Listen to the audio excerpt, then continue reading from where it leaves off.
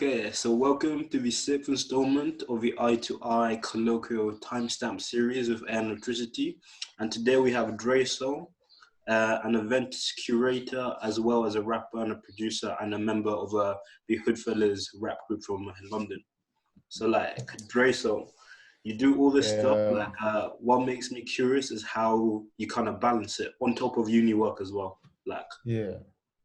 Hello, Antonio. Thank you for having me. Yeah. On terms of balancing everything, um, it's not as hard as people may think. I As guess long as, you're doing stuff that you're interested in and you got passion for, so that makes sense. yeah, Yeah.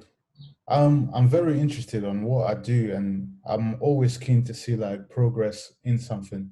And then the best part of it is just you organizing yourself and allowing yourself time to be able to do the amount of stuff that you can. Because like we got 24 hours in a day. If you divide that properly, including your sleep time, you should be just fine. And then, like let's say throughout the week, you got Monday you're recording, Tuesday you're meeting up with friends or whatever, Wednesday you're doing work and things like that. And So you mentioned recording, like when about did you start rapping? Because from what I've heard of you, your pen uh is very poetic. thank you, man.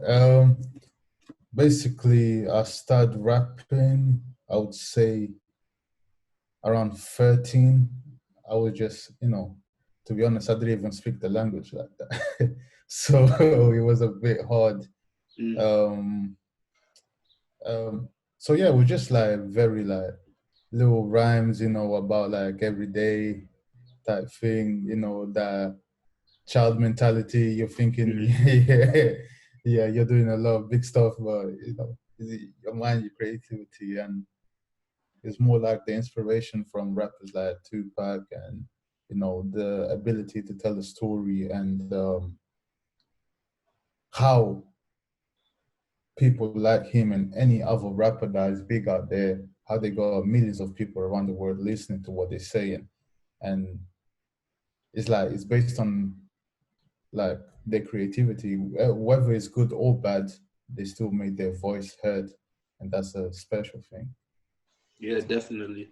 So like you Yeah, mentioned not knowing the language. Did you ever rap in Portuguese? Because your heritage is Angolan Portuguese, right? yeah, yeah. I've rapped in Portuguese. uh, I remember a funny time in Portugal trying to do that there. It came out so funny because like I haven't been there in time, and Mm. I'm thinking the lingo is still kind of the same, but like nah, not even like you know. But rapping in Portuguese, it ain't hard as well. Because I still speak the language every day, so I only lost like a little bit of it, and you just got a bit more comfortable with English in a way. Yeah. Yeah. So was it like a hard transition moving from Portugal to England? And did it Uh, affect you? Like, did you get introduced to new music and stuff when you moved here? yeah, it was a big transition in the sense of like, imagine, um, at one point, like, let's say you just turn on the radio, you just hear majority of music in Portuguese, and Mm. then you come here, everything's in English, you don't even understand anything. Like, but obviously we had influence from like, American rappers over there and all of that stuff. Um, but moving here, I mean, I was 10, so like I don't think the change affected me. It affected me a lot, but it didn't affect me to stop me. It pushed me to go Yeah. further because now you're in a place that you know nothing about. You don't know no one. Like there's no family like that here, so Mm. you know you gotta start something new, like new life, and he opened my ears to like London sound and the culture, the UK culture, and you know, even to worldwide because of the amount of ethnicities that we got around us. Mm. You know. Yeah, definitely. I feel like I was saying this the other day, but like London is definitely like a place where all the world collides almost. So it's not like Yeah, just England. I call it the melting pot. Yeah, definitely. Because if you see So it, yeah, man. I say that because if you see it like me of Angolan Portuguese descent, I'm already slightly mixed already. And then mm, imagine, let's say, for instance, I'm mixed with an Asian woman, like, and then generations just intertwined between each other, and everyone's taking from everyone's culture. And imagine that being put into music. yeah, That's crazy, man. for Like that's the evolution of music. By that's where it's going. yeah, So like you've been rapping from an early age. When did like producing become part of your life? producing like around 19 when I first went into college. When I first went into college, I started doing a level 2 in music. Trust me, I didn't know anything about like the software. It took me like a whole year to understand. But I had this one teacher um, that always used to push me like, I know your creativity and all of that. Just get it out. You just need to put it down. And she helped me and whatnot, like to find my ways of doing stuff. By the end of the year, I knew how to use it. Mm, And hey, that was a distinction. And then level 3, I didn't do as good because I wasn't as hungry. But yeah, I knew more now. I knew what to do. So now we're just like me learning other stuff, like how to put things together and being able to hear certain things and imagining what this could sound like and the potential and how are other people going to perceive this, how I'm perceiving it, how am I going to make them feel what I'm feeling. yeah. Like, yeah, that's that made me get into production. And plus another, the main thing that made me want to get into production, because I was hearing everyone coming out with their own beats. And at one point, to early 2000s 2010, it felt like everyone had their own different sounds. Mm. And then after that, everyone just had their own, like the same sound as everyone else. And I was like, 808. yeah, like, and then it became like everyone sounds alike now. Okay, cool. Let me switch it up. Let me do my own thing. Let me make my own beat, something tailored to me, just like a suit. Like no one else will have this except from you. Like, yeah. Yeah. So So that, like part of the motivation in you becoming a producer was like so you could personalize your beats to like your ear and the sound yeah, you're trying to push and make. yeah, yeah. That, and then afterwards, it just gave me a hunger to start my own record label. And with my own sound and with like artists that I know they're good, like they just, like just need a little polishing, just a little clean up and they'll be good. I could feel that, So your record label is called Focus, but it's Yeah, like an acronym. Can you like tell us a bit about what it means to you and like what you're trying to do with it? yeah. Focus stands for facing obstacles, changes, underlying success. And that's Focus Records. And that, what that means to me at that time when I just said Focus Records, at one point I was just saying Focus Records just for saying it. I didn't know, like I just wanted to make an acronym like Tupac made with Mm, Thug Life. yeah. Because that stuck. So like I'm taking a bit of like everything that everyone's done and be like, whatever they done, put it into you and create your own world. Like you're you're starting something.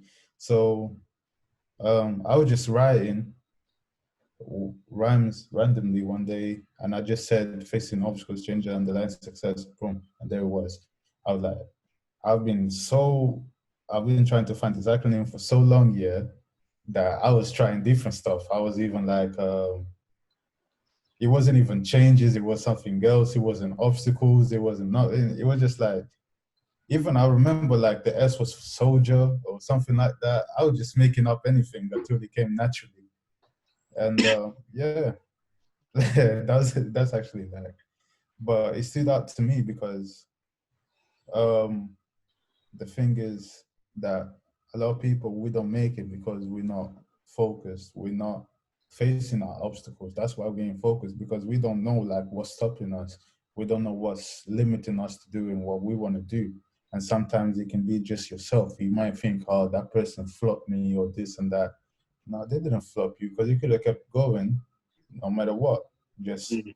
maybe swerve a different lane, like it's not like you're gonna create traffic over what, a wide road that you have. Like, no, don't limit yourself. Keep going. Like, don't shut yourself down, and don't limit options. Pardon me. Yeah, and facing obstacles is one thing that, like, especially in the Black community, we need to face, because we come with a lot of traumas from past generation and things that we have seen growing up as well.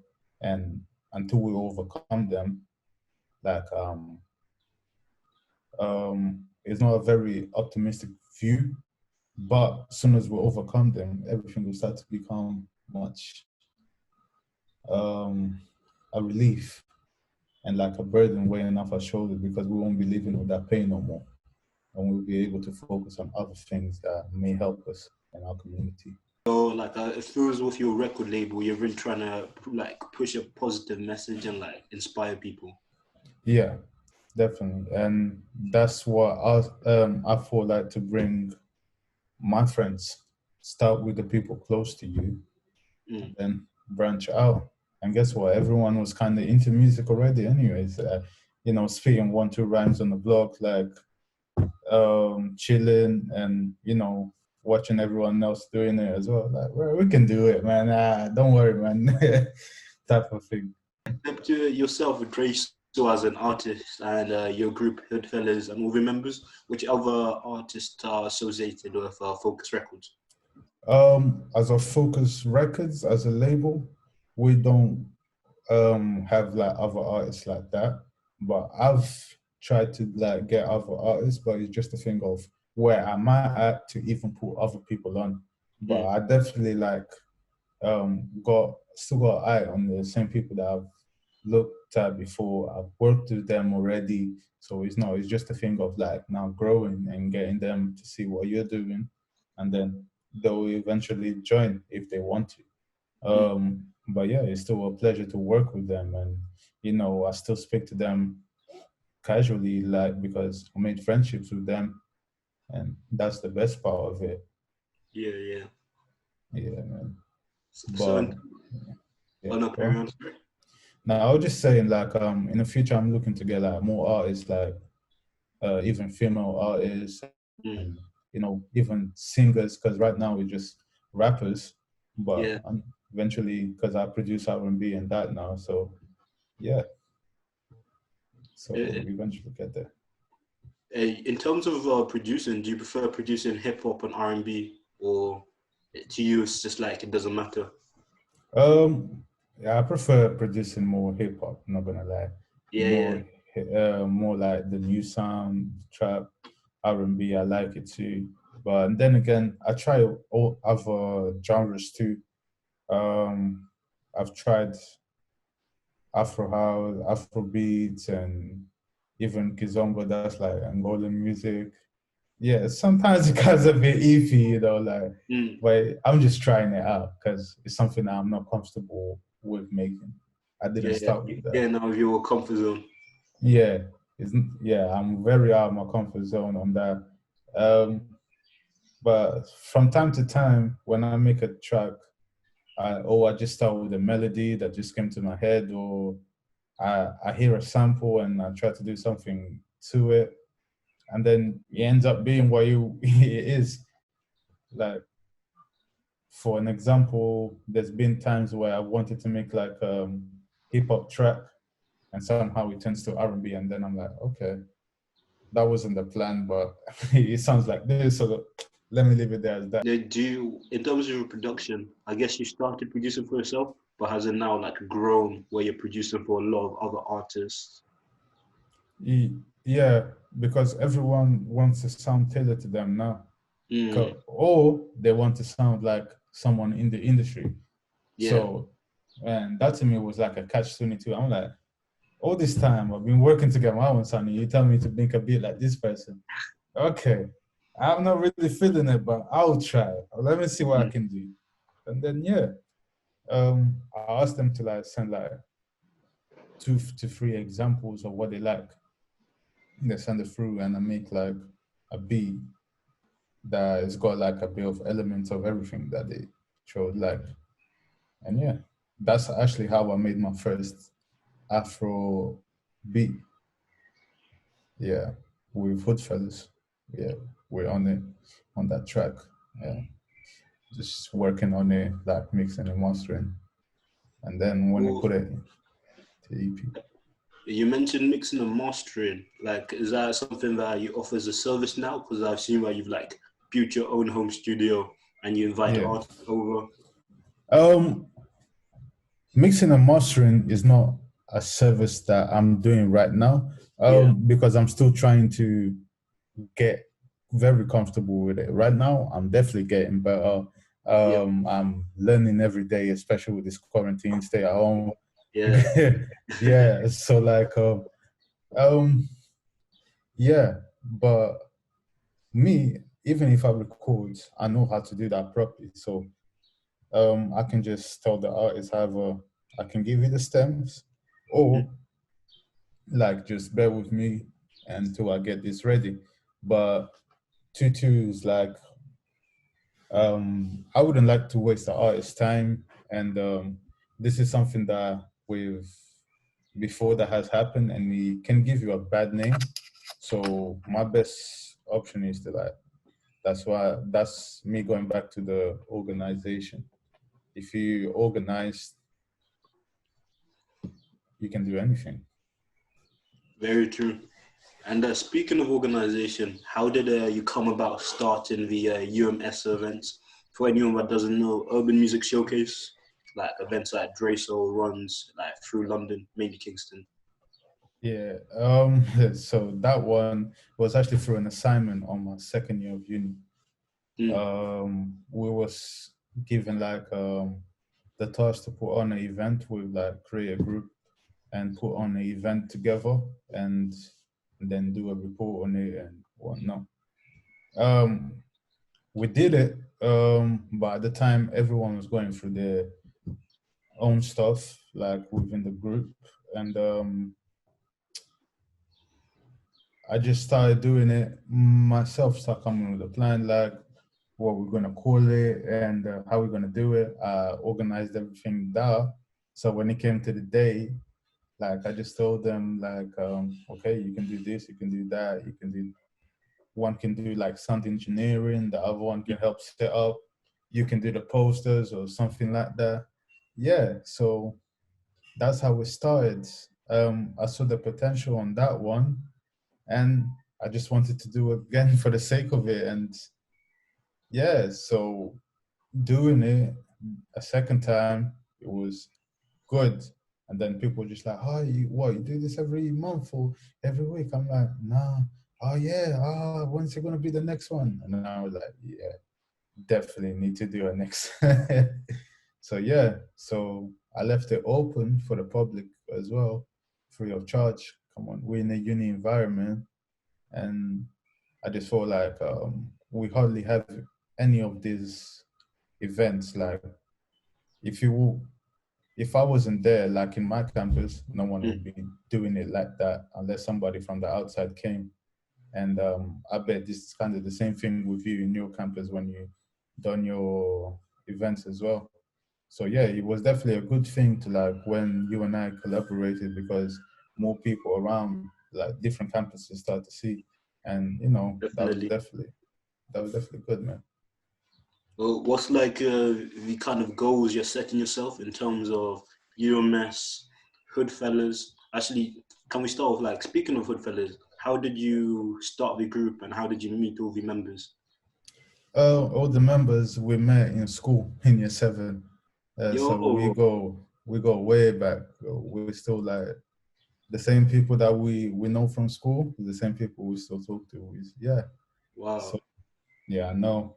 But it wasn't even a thing like we were into music. We were just on my everyday block life, and yeah, and my friends and I all were doing music, and one of them, Slay, always kept on talking about, "Hey man, we should do something together. We should make a track together. We should make a group. We should do that, da, da, da." I'm like, I don't really want to do that, man. And because he's always talking like, "Yeah, we should." Oh, cool. Say nothing. I was like, "Cool, let's get me, and him together, and we have another brother as well, but he's more out because he's got other priorities to deal with, but he's still with us."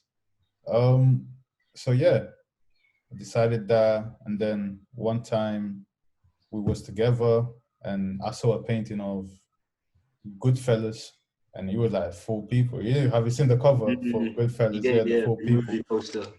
Then I was like, I was just high. I was like, I'm not gonna lie to you. I was high. I was like, Goodfellas, Goodfellas, what? Yeah, Goodfellas. It just came to me. I don't know. A lot of these things, it's like I get put in a situation. I see something. I'm like, yeah, that's it right there.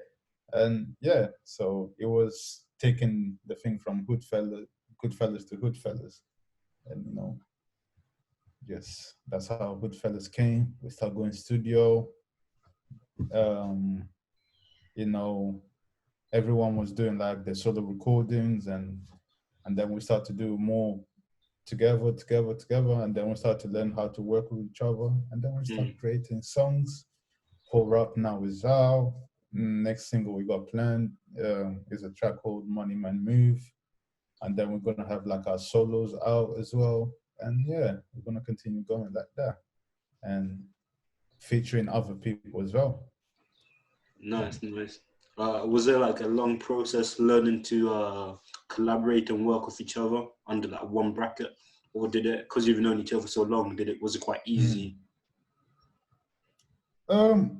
It's more easy in the sense of getting along with a person Mm, because we already know each other's flaws. We already know, like, let's say, like, we already know, for instance, we already know who's going to be late or who's going to be the last one or who's going yeah. to be this. So, yeah, so majority of the time, it's just a game of patience with Mm. each other because you have to have patience or with who you're working with. Otherwise, don't even bother And I guess because it's somewhat easier being patient with people you've known for so long. yeah, because I mean, if you don't, like, you'll probably just end up alone because you have to have Yeah. patience, and I've seen that in myself as well. Because a lot of the times I do not have patience. I'm like, ah, you idiot. Well, I don't have patience sometimes, like but that's like me just like being on my stress mode. Mm, Um, but yeah, man. But I had to look at that, and I saw like, come on, I just flopped as well. Like we're all humans. At the end of the day, who am I to say to someone this and that when I haven't even fixed that within myself? So it was like learning to adapt to people and learn to adapt to how they work too. And it's not just you. It's others too. Like don't make it about you. That's what I learned in the long mm, run. Um, and but it can be challenging as well because it's a business. Music is not just fun, it's business mm. too. And a lot of the times business and family and friendship sometimes they don't work. But then again, you just need to know how to separate the two when you know, if you're a manager, let's say at McDonald's, and you put your friend on for a job, you're not Mm. gonna give him leniency all the time because the other workers will lose respect for you. Yeah, And, and yeah, you got to do that when you're running any type of business. And yeah, that's like that's how I think it really is. The business world is a very disgusting world, and yeah, most definitely.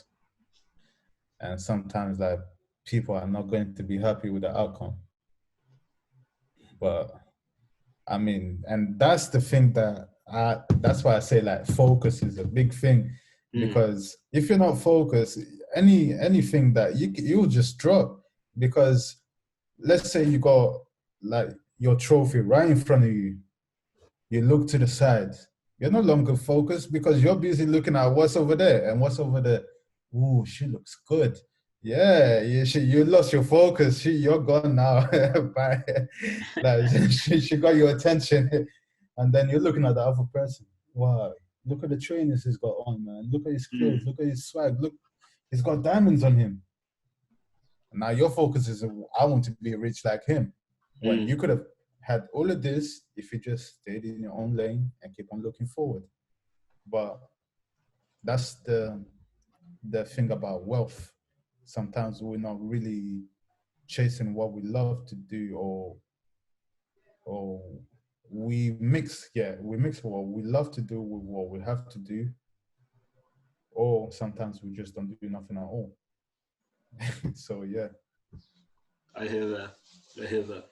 I got two more like quite big questions as like we got time is of the Yeah. essence at the moment. But like Yeah. you over this like interview so far, you've dropped a lot of wisdom. So I'm just curious, like how do you think you've come across like being in this state of mind? Is it through experience? And also, what I was going to ask is like between Hoodfellaz, Urban Music Showcase, and Dre Soul yourself as an artist, rapper, producer, what are your main goals? So, like, um basically, where do you think your wisdom comes from, and what are you trying to achieve in everything you're like, shooting for? And Focus Records as well, of course. my wisdom comes from a lot of the talks that my mom gives. um I've seen her go through a lot of things in life, and she didn't keep no hate in her heart. So Mm, that told me if she can do it, I can do it. And then the other thing is that a lot of things don't go right when you lose your head, when you lose the plot. You have to calm down, take a breather, even if it's getting away for. Don't give no one no explanation, no nothing. Just walk away, find yourself, and then say what you have to say, because you have to prioritize yourself. mm, Otherwise, you're just gonna go mad. And I've saw myself stress on trying to juggle all these things in one go, and it became stressful. I took it out on people that didn't need to be taken out on, and I learned that that can ruin your name, and that nearly did. So I sit back, relax myself, you know, and Focus Records. I want it to be one of the biggest labels out there. I don't just want it to be a label. I want mm, it to be a whole media enterprise. And, that's going to include UMS. mm, UMS is not just going to stay in Kingston. I'm looking to branch out UMS. Um, and not just for up and coming talent, for big talents now too, you know, for younger talents too, you know, mm, not just with music. It can be um like even like small plays, investing into these little things, and you know grow from Focus Records to Focus Media, get bigger, like just make sure like all these companies become good, but they also give a message. And and the big thing is, I'm not trying to corrupt any minds here, man. Like and we have a lot of responsibility in what we say, as much as it's fun as well, all the time saying fuck this, and I got money and I shot this and I stabbed this word. Yeah, mm, it's not really fun when you're living it. So mm, that's what like I want to put up there. And I just want my creative side to be shown to the world in all stages, because I yeah. have a lot here that can Mm, be put out there. With Dre Soul eventually will be a solo artist. Um, as of now, I've already got three, two EPs planned and a double. album type they're working on. Um, it was just a thing of gaining my confidence back and finding my leash and yeah, my niche, not leash, niche. But yeah, you're just finding myself and giving myself that confidence and putting myself out there, um, and helping my people get out there because this will all be seen through me, and this will create who Dre Soul is. And Dre Soul is not just gonna stop now. Gonna keep going. I'm gonna keep going. Like Dre Soul is just my acronym as an artist.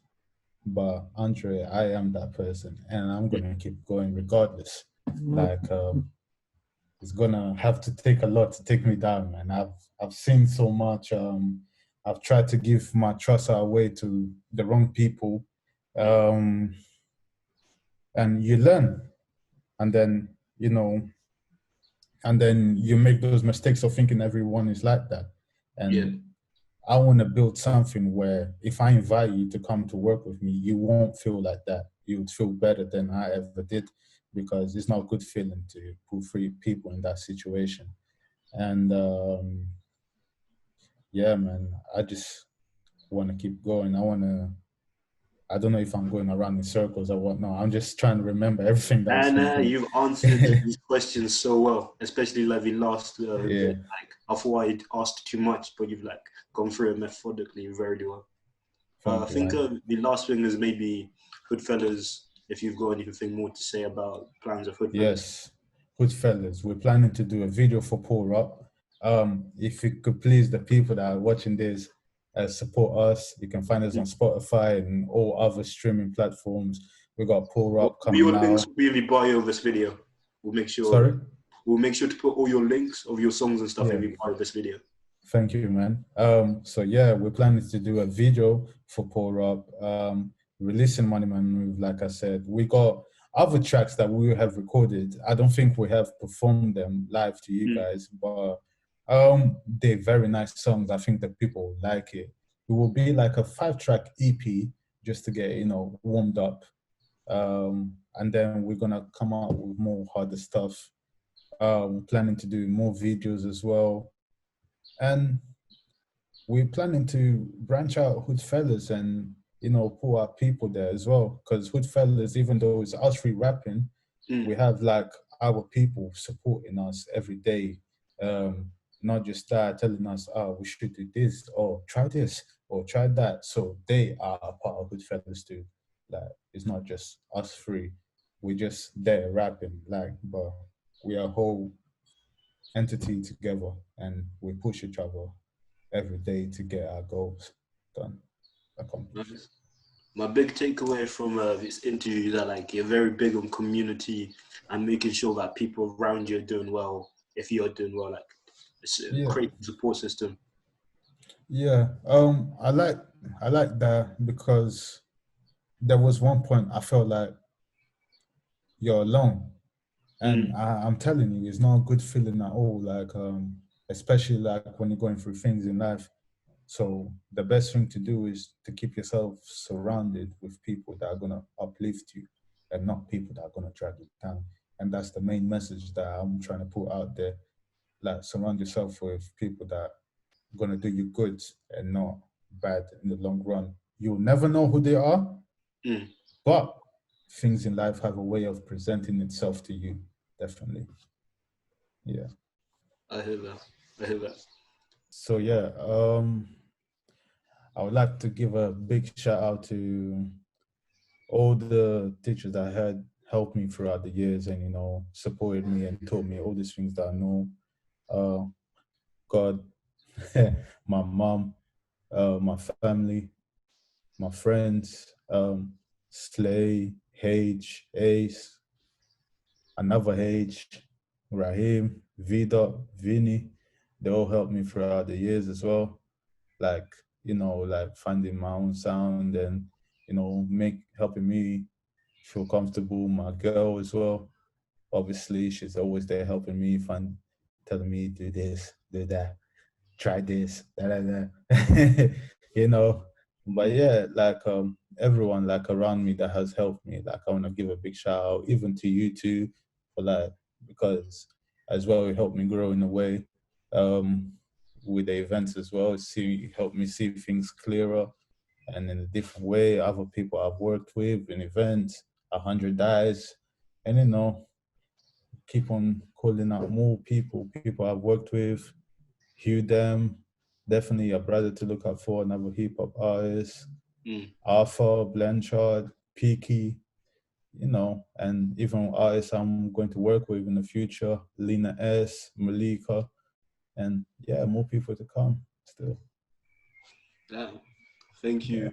Like, is there any things that like people should put on their calendars or like should be expecting in terms of music that you're gonna release? Like, I know you mentioned some solo stuff as well as Yeah. Hoodfellaz. Oh yeah, I'm gonna do a production EP, and there's another person I need to shout out.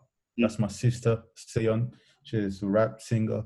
She's cold, and that's one of the people that's gonna be included into my production EP that I'm gonna be doing. That's gonna be like a whole R&B tape where I'm gonna have samples from Craig David, 7 Days, and a few fresh productions from myself. And yeah, I'll be collaborating with some sick female artists and male Mm. artists.